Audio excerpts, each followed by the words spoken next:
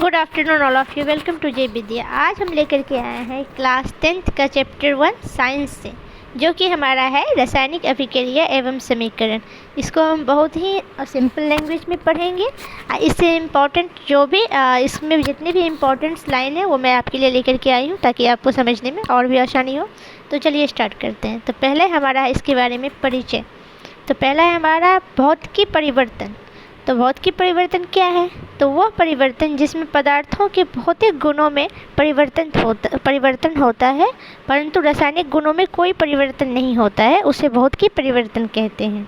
उदाहरण के लिए लेंगे हम बल्ब जलना, जल में नमक का घोलना, मोम का पिघलना, जल का वैश्वीकरण, फलों से सलाद बनना, मक्खन का बर्तन में पिघलना।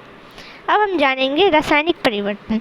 तो रासायनिक परिवर्तन वो परिवर्तन जिसमें पदार्थों के रासायनिक गुणों में परिवर्तन होता है, परंतु भौतिकी गुणों में कोई परिवर्तन नहीं होता है, उसे रासायनिक परिवर्तन कहते हैं। उदाहरण के लिए दूध से दही बनना, लोहे पर जंग लगना, आयरन तथा सल्फर से आयरन सल्फाइड, लकड़ी और कागज़ का जलना, क्रोशी। भौतिक का परिवर्तन रासायनिक परिवर्तन है। भौतिकी तथा रासायनिक परिवर्तन में अंतर। तो ये देखिए, ये हो गया हमारा भौतिक का परिवर्तन, ये हो गया रासायनिक परिवर्तन। पहला हमारा पदार्थ के केवल भौतिक गुणों जैसे अवस्था, आकार आदि में परिवर्तन होता है। रासायनिक परिवर्तन हो गया, इस परिवर्तन में बनने वाले पदार्थ के रासायनिक गुणों तथा संगठन में प्रारंभिक पदार्थ से पूर्णतः भिन्न होते हैं। ठीक है, ऐसे ही हमारा इसमें 5 है। एक है यह परिवर्तन अस्थायी होता है, जबकि रासायनिक परिवर्तन ये परिवर्तन अस्थायी होता है, अस्थायी होता है। अब हमारा हो गया इसमें नए पदार्थ का निर्माण नहीं होता है और इसमें नए पदार्थ का निर्माण होता है। इसमें पुनः प्रारंभिक पदार्थ प्राप्त हो सकता है और रासायनिक में इसमें पुनः प्रारंभिक पदार्थ प्राप्त नहीं हो सकते हैं। और उसके बाद उदाहरण जल का वैश्वीकरण, फलों से सलाद बनना। उदाहरण लोहे पर लगा जंग, दूध से दही बनना। अब हम जानेंगे अभिकारक।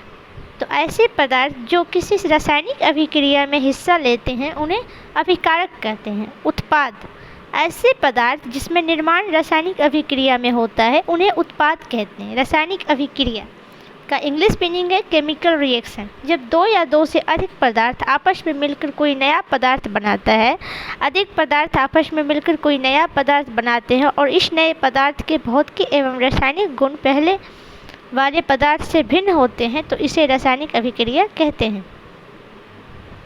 इसमें ये आपका कुछ उदाहरण हो गया। हाइड्रोजन एवं ऑक्सीजन अभिक्रिया जल पानी का निर्माण कहते हैं, जिसके भौतिकी एवं रासायनिक गुण हाइड्रोजन एवं ऑक्सीजन से अलग होता है। कार्बन का ऑक्सीजन की उपस्थिति में जल कार्बन हाइड्रोक्साइड का बनना।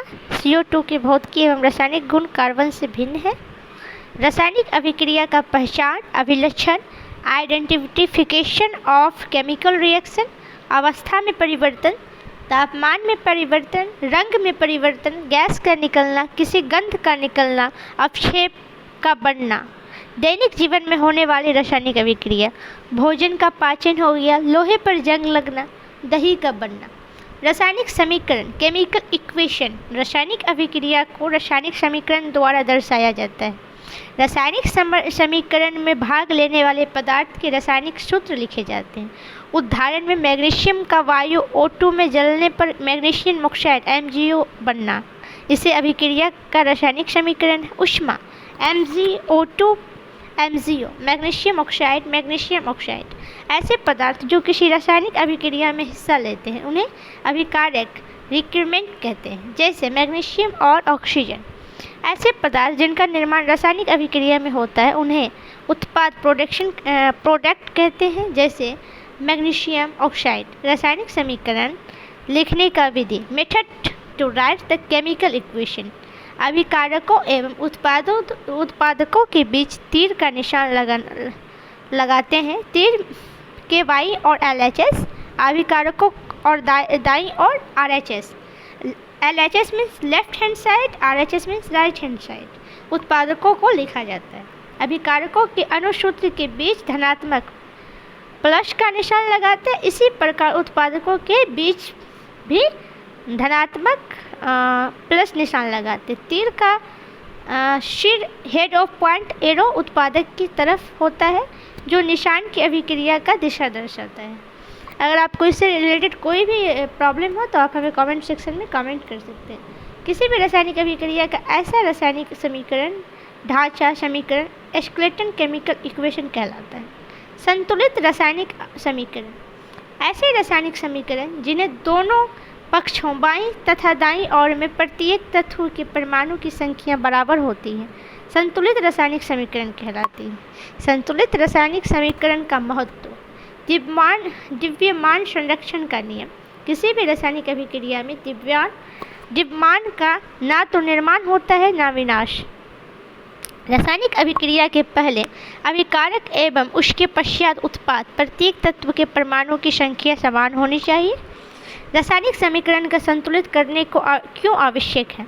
Why is the important to balance a chemical equation? द्रव्यमान संरक्षण नियम लॉ ऑफ इंडस्ट्रियलिटी ऑफ मैटर ने के अनुसार किसी भी रासायनिक अभिक्रिया के अभिकारकों एवं उत्पादकों में द्रव्यमान का तो निर्माण होता ना ही विनाश। अतः रासायनिक अभिक्रिया के अभिकारकों एवं उत्पादकों के परमाणु की संख्या समान होती है।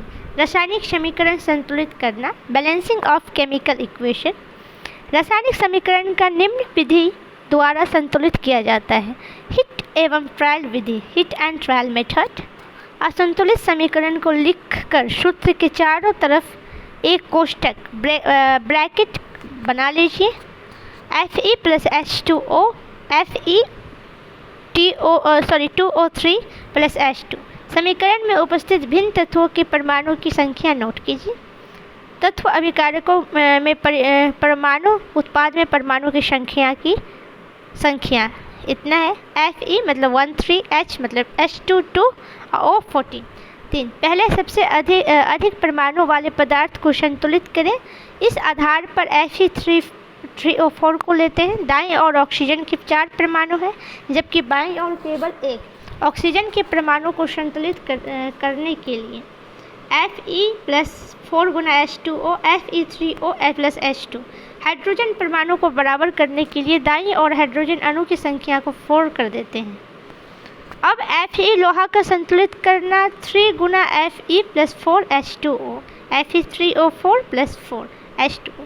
6 नंबर हमारा हो गया। संतुलित समीकरण के बाद अभिकारकों एवं उत्पादकों की रासायनिक सूत्र के साथ उनकी भौतिक अवस्था के संकेतों को भी दर्शाते हैं। अभिकारकों एवं उत्पादकों की भौतिक अवस्था के संकेत। ठोस हो गया हमारा सॉलिड, द्रव। तीर के ऊपर या नीचे लिखते अभिकारकों के गर्म करने की तीर से ऊपर पाई या सम्स लिखकर दर्शाया जाता है। अब हम जानेंगे रासायनिक अभिक्रिया के प्रकार। Type of chemical reaction. रासायनिक अभिक्रिया के निम्नलिखित प्रकार हैं। संयोजन अभिक्रिया कम्युनिकेशन रिएक्शन। इस अभिक्रिया में 2 या 2 से अधिक अभिकारक मिलकर एक पदार्थ बनाते हैं तो इसे संयोजन अभिक्रिया कहते हैं। अब हम जानेंगे वियोजन उपघटन अभिक्रिया। इस अभिक्रिया में एक अभिकारक टूटकर 2 या 2 से अधिक उत्पाद बनाता है। A और B प्लस C वियोजन उपघटन अभिक्रिया। तो इस अभिक्रिया में एक अभिकारक टूटकर 2 या 2 से अधिक उत्पाद बनाता है जैसा ऊष्मा 2FeSO4s Fe2O3s plus SO2 GSO3g। वियोजन अभिक्रिया 3 प्रकार के होते हैं। ऊष्मीय वियोजन केमिकल डिकम्पोजिशन ऊष्मा द्वारा किया गया वियोजन। उदाहरण गर्म करने पर ऊष्मा CaCO3s CaO CO2g।